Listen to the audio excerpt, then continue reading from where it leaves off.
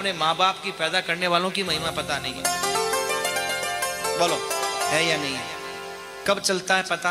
जब सांस चली जाती है ना तो बहु ने पतो चले का अपनी सांस ही का घरा रहेगी और आपा जाके तीर्था में कथा करा ली या कथा सुनने चला गया या तीर्थ यात्रा करने चला गया। और जब सांस चली जाती है तो सांस घर में है तो बहू ने कह दिया माँ मैं पियर जाके आ जाऊं। हाँ बेटा जाया।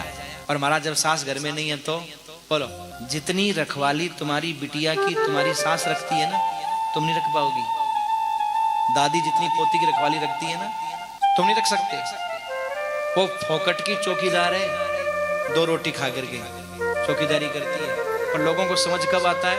जब वो चौकीदार दुनिया से चला जाता है तो समझ में आता है चाहे कुछ भी बोलती थी पर वास्तव में चौकीदार नहीं थी। एक बात और, घर में कोई भी कलेश आता है ना, कोई भी कलेश आता है तो सबसे पहले किससे टकराता है? बहू से थोड़ी टकराएगा। किससे टकराएगा? सास से टकराएगा सबसे पहले। सास चाहे खुद 100 बात बोल ले पर उसकी बहू को बोल करके देखो एकदम शेरनी से झाड़ेगी। बोलने की जरूरत नहीं है मेरी बहू ने, तुरंत सिर झाड़ेगी। नहीं बिल्कुल नहीं, मैं 100 कहूं मेरी बहू है पर तुझे कहने का अधिकार नहीं है। अरे भैया जब तुम सास हो तुम अपनी बहू को बोल लेना 100 बात, कौन मना करता है तुमको? सजनों कहने का मतलब क्या है? बस इस बात को समझने की जरूरत है कि बड़ों का कितना हमारे ऊपर उपकार है। हमारे बचपन से लेकर के जब हमने गर्भावस्था में प्रवेश किया तब से लेकर के और हमारे जीवन पर्यंत बड़ों का कितना उपकार है। अगर एक बार हम जीवन में इस बात को सोच लें तो न तो सास को बहू से शिकायत रहेगी न बेटे को बाप से शिकायत रहेगी। किसी को कोई शिकायत नहीं, कोई शिकायत नहीं।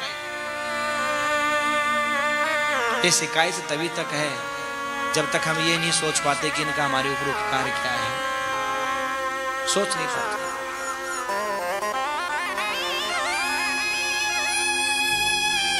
अपने ही पेट को काटा है और तेरी काया सजाई है। अपने ही पेट को काटा है और तेरी काया सजाई है।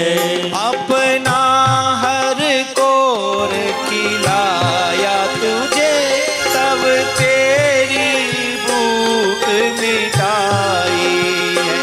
अपना हर कोर खिलाया तुझे तब तेरी भूख मिटाई है। इन अमृत देने वालों के जीवन में जहर मत घोलना। इन अमृत देने वालों के जीवन में जहर मत घोलना। हर बात को तुम भूलो भले माँ बाप को मत भूलना। हर बात को तुम भूलो भले माँ बाप को मत भूलना। उपकार इनके लाखों हैं इस बात को मत भूलना। उपकार है इनके लाखों हैं इस बात को मत भूलना।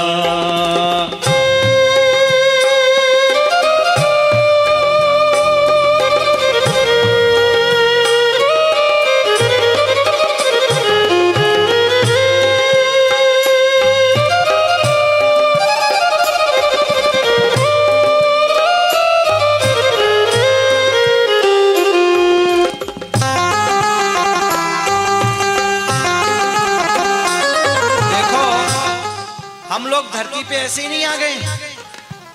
जब संतान नहीं होती कभी भी किसी माँ किसी पिता को जिसके संतान नहीं है उसको देवताओं के आगे हाथ जोड़ते हुए देखो, नाक रगड़ते हुए देखो, उसकी आंख में उस संतान की लालसा का दर्द देखो महाराज, दुख देखो।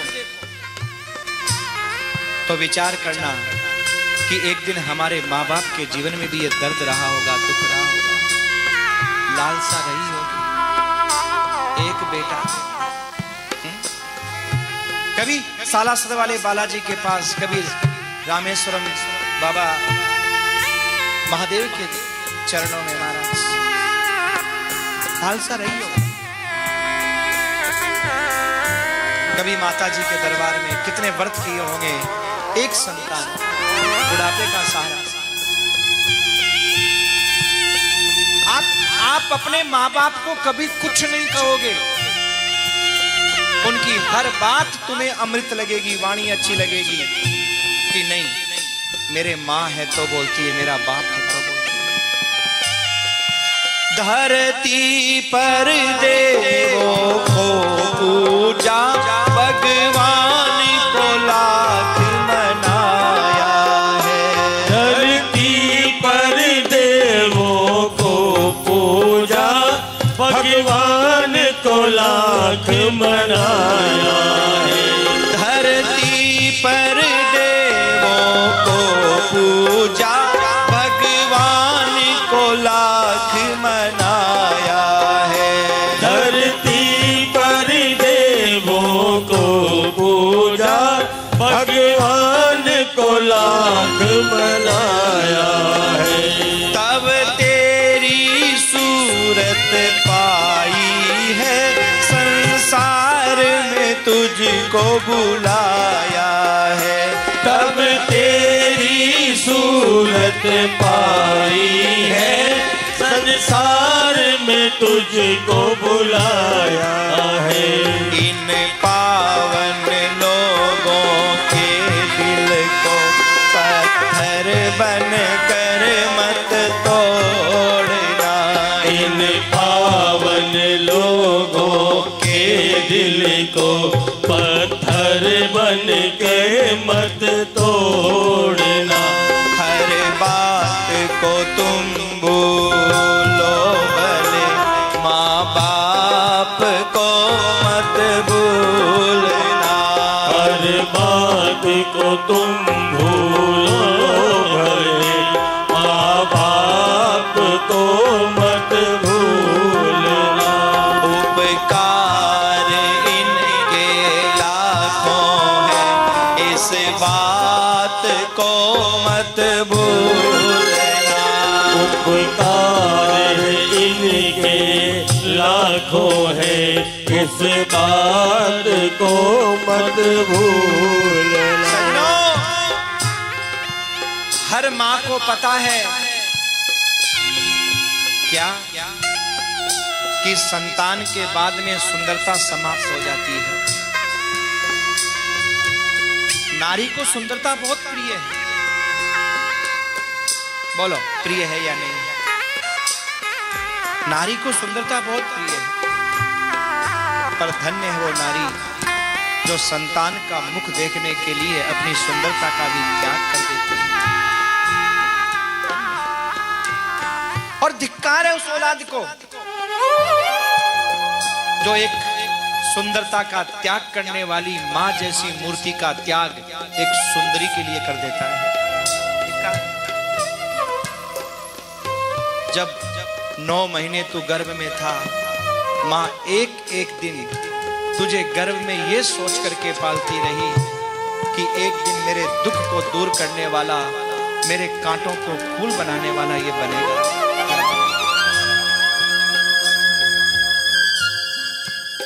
बाप ये विचार करता रहा, मेरे आने वाली उस संतान के लिए बढ़िया मकान बनाऊं, बढ़िया व्यापार खड़ा करूं, मेरे बुढ़ापे का सहारा बनेगा। अब मैं मेहनत करके उसके लिए कुछ बना दूं और बाद में बैठा बैठा बस क्या करना है, कथा सुनूंगा, सत्संग सुनूंगा, आनंद। लेकिन सजनों, दोनों के अरमान पूरे नहीं होते, कांटे फूल बन जाते हैं। जब संतान ने जन्म लिया, हजारों बिच्छू काटे, इतना दर्द हुआ प्रसव पीड़ा का, पर जैसी माँ ने अपने संतान का मुख देखा, उस पीड़ा को तो भूल गई, पर महाराज उस संतान की उस मुस्कुराहट पर फिदा। नहीं पेट को काटा है और तेरी काया सजाई है। अपने ही पेट को काटा है और तेरी काया सजाई है। अपना हर कोर खिलाया तुझे, तब तेरी भूख मिटाई है। अपना हर कोर खिलाया तुझे, तब तेरी भूख मिटाई है। चाहे वो मजदूर बाप हो,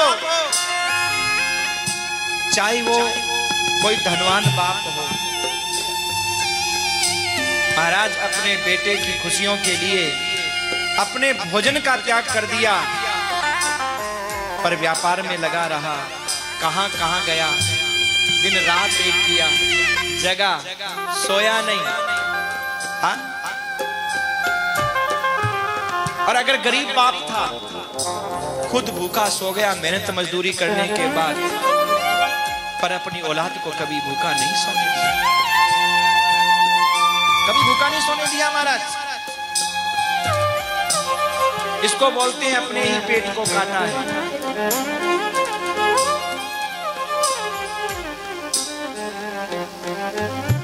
दिवाली होली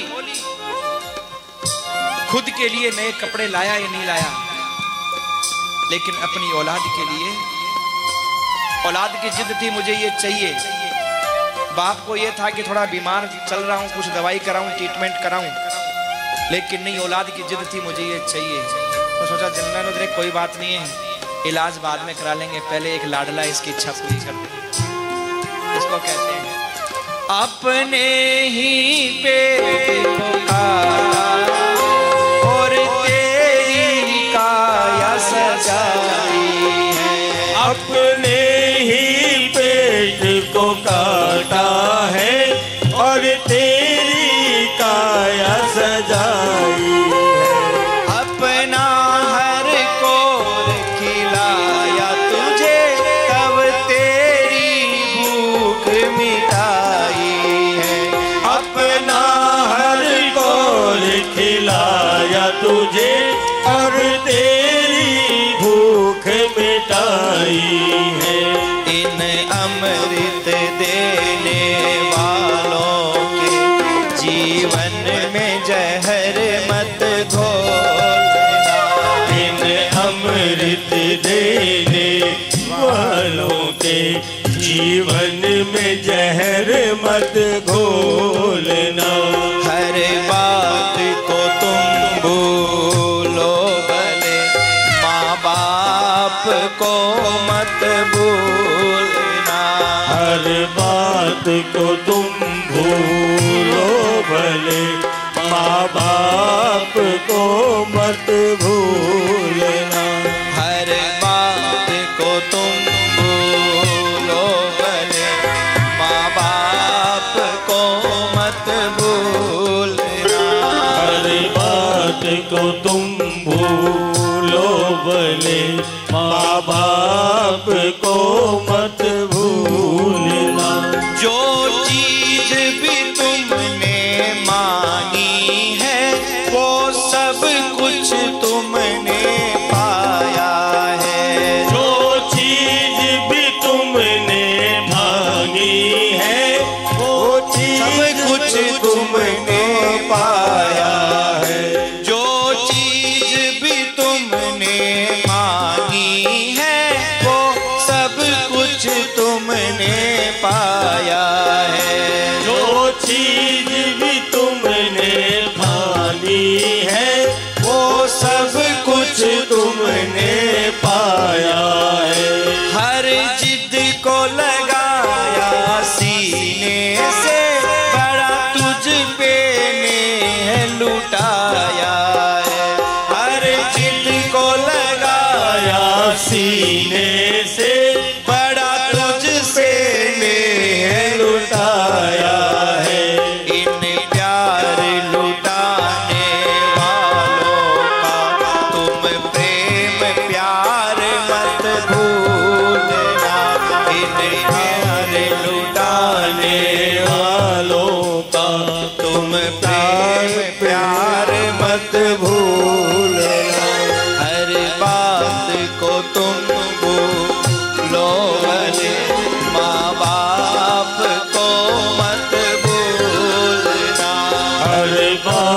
को तुम भूलो भले, माँ बाप को मत भूलना। सजनों, बचपन में बच्चा जिद्दी होता है। कई बार माँ बाप कहते हैं बेटा ये ठीक नहीं है, ऐसा मत कर। नहीं मैं तो करूंगा। बेटा शादी में इतना खर्चा मत करा। नहीं मैं तो करवाऊंगा, मेरे दोस्त आएंगे, ऐसी शादी करनी पड़ेगी। बोलो करता कि नहीं करता जिद? चाहे तो उसको 2 मिनट में बेदखल कर दे, चल भाग यहां से, कर सकते हैं। लेकिन नहीं, हर जिद को लगाया सीने से। मेरा अपना है और मेरे भविष्य का एक सपना है, हर जिद को लगाया सीने से। विचार करना, प्यार लुटाया नहीं है, लुटाया। हाँ? जो मांगा, तुमने कहा मुझे इस स्कूल में पढ़ना है, माँ बाप की शक्ति नहीं थी। मुझे ये कोर्स करना है, विचार करना। कई बार बच्चे जिद करते हैं मुझे ये कोर्स करना है, कितना भी पैसे वाला क्यों ना हो। उस बच्चे की, पैसे वाले बच्चे की भी वैसी जिद होती है, गरीब के बच्चे की वैसी जिद, पैसे वाले बच्चे की वैसी जिद। माँ बाप कहें बेटा देख इतना नहीं, यहाँ नहीं, मैं तो उसी कॉलेज में करूंगा, उसी स्कूल में करूंगा। मन में सोचने रहे भला कोई नहीं, हम थोड़ा दुख पालेंगे पर हमारा बच्चा कुछ बन जाए। हा? हमारा बच्चा कुछ बन जाए। लेकिन वही बच्चा जब बड़ा हुआ तो कम से कम और अपने माँ बाप के लिए नहीं कर सको, तो इन बातों को याद करके कम से कम इतना तो कर सकते हो ना कि हम उनके सामने जुबान ना लड़ाएं, उनसे कुछ बोले नहीं। आज तुम इंजीनियर बने हो, कलेक्टर बने हो, बहुत बड़े व्यापारी बने हो, या जिन्हीं की तो देन है। माँ बाप ने अपना कोर खिलाया, खुद भूखे रहे, प्यासे रहे, बेटी हो बिटिया हो सबको खिलाया पिलाया बड़ा किया। और महाराज बेटी 25 साल की होके बोली तुम कौन हो हमारी जिंदगी का फैसला करने वाले। सजनों, माँ बाप की वो दशा होती है कि काट दे कोई महाराज तो खून नहीं निकलेगा, धरती फट जाए, सम्मानित हो जाऊं महाराज औलाद की ये बात सुनने से पहले। रोता है क्योंकि वो अपना सब कुछ लुटा चुके होते हैं, अपना धन, अपनी जवानी, अपना तन सब कुछ लुटा चुके होते हैं। और एक दिन जब वो औलाद लुट जाती है तो माँ बाप महाराज जीते तो रहते हैं लेकिन जीते जी मुर्दे के समान होते हैं। तेरी हर चीज तो तेरी उन्होंने दी, लेकिन वही माँ बाप जब इंतजार करते हैं कि दवाई लेनी है, बहू रोटी बना दे तो मैं खा लूं, दवाई ले लूं। बहू महाराज पार्टी सार्टी में लगी है, उसकी बहन आई हुई है और आया हुआ है, कोई काम है, बिजी है, व्यस्त है, बूढ़ी इंतजार कर रही है, बहू ला दे तो ले लो, बेटा दवाई लेनी।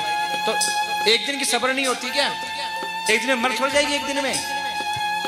माँ ने 1 घंटे की सब्र नहीं की होगी अपनी औलाद के लिए, मांगने की देरी नहीं होगी, ला करके दिया होगा। और महाराज थोड़ी सी किचपिच हुई, बेटा बहू अलग हो गए और दुनिया को क्या कहते हैं, हमने 1 चम्मच भी नहीं ली जब अलग हुए, तब सब छोड़ करके आ गए हम तो, रखो अपना।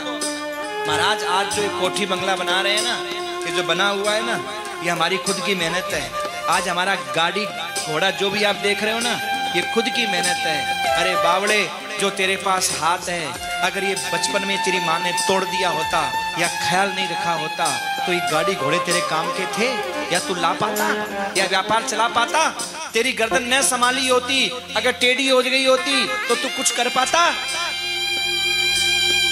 विचार करना।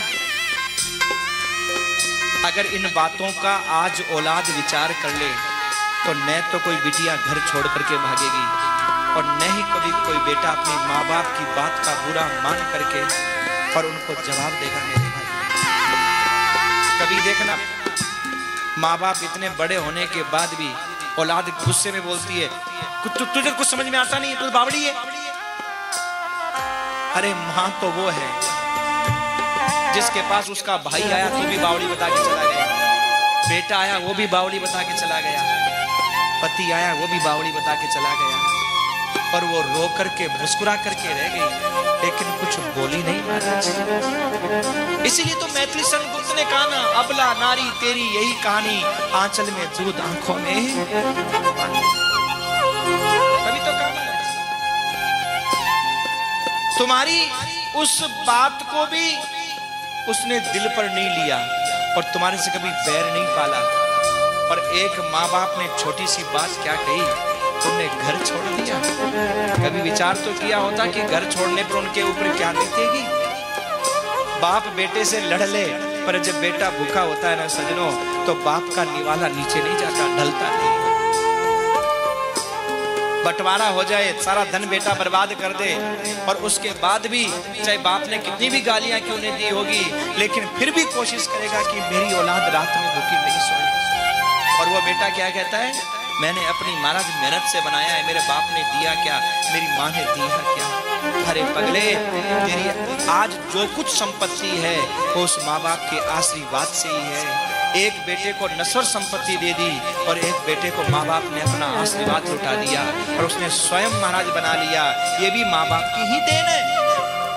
और अपने माँ बाप का एहसान नहीं मानते हो तो चाहे लाख कमाए धन दौलत, ये बंगला कोठी बनाई है। चाहे लाख कमा ले तुम दौलत, ये बंगला कोठी बनाई है। चाहे लाख कमाए धन दौलत, ये बंगला कोठी बनाई है। चाहे लाख कमाए धन दौलत, ये बंगला कोठी बनाई है। माँ बाप ही खुश ना है तेरे, बेकार ये सारी कमाई है।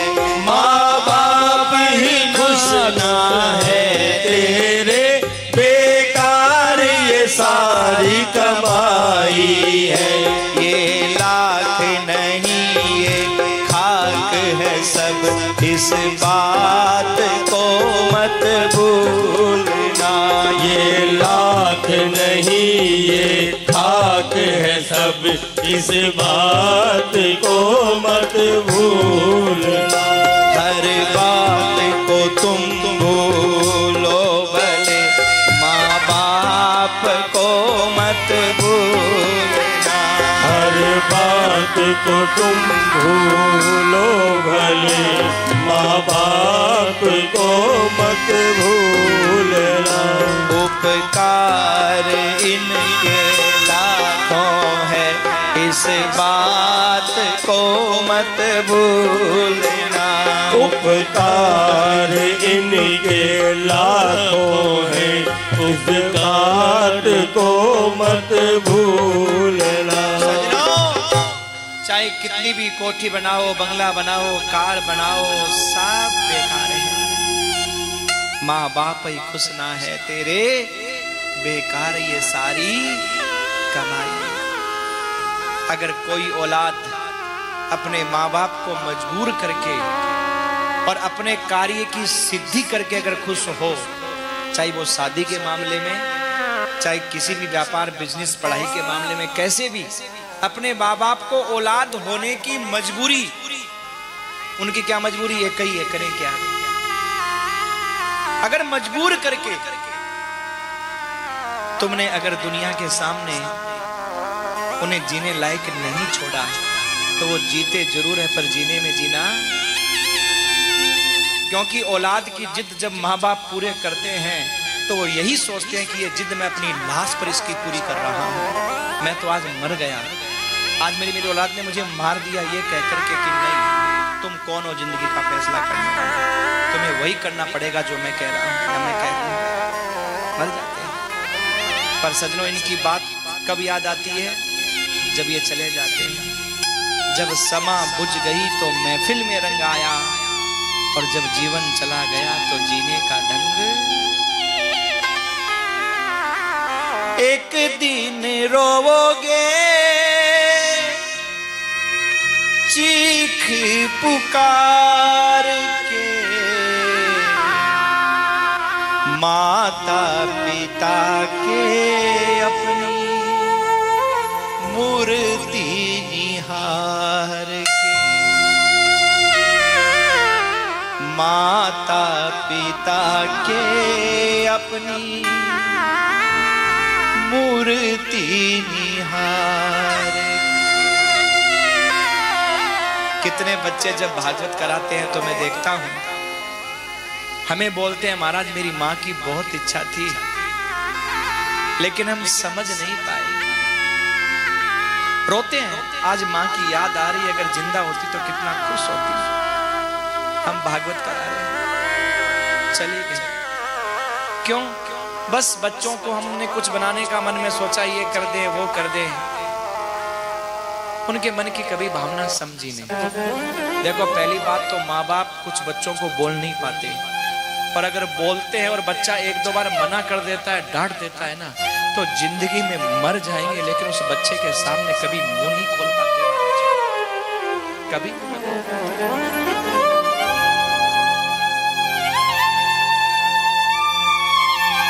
शादी के बाद माँ बाप तरस जाते हैं कि मेरी औलाद मेरे पास, तरस जाते हैं कि मेरी औलाद मेरे पास थोड़ी देर के लिए बैठे, तरस जाते हैं महाराज।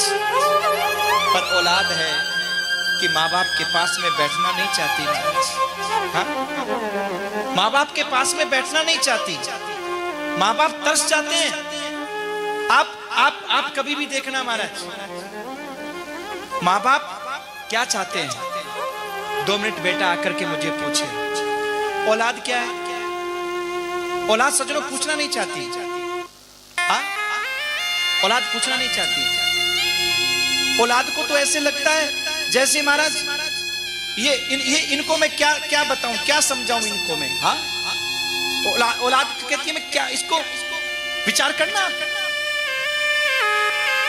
अच्छा बेटा कभी कोई काम करने जा रहा है और माँ बाप को बोल देता है ना, पिताजी मैं ये काम कर रहा हूं, तो भले ही वो कुछ जानते नहीं है, भले ही कुछ नहीं जानते वो, लेकिन सजनों मैं गारंटी से कह रहा हूं उनको खुशी होती है मेरी औलाद ने मुझे पूछा, खुशी होती है।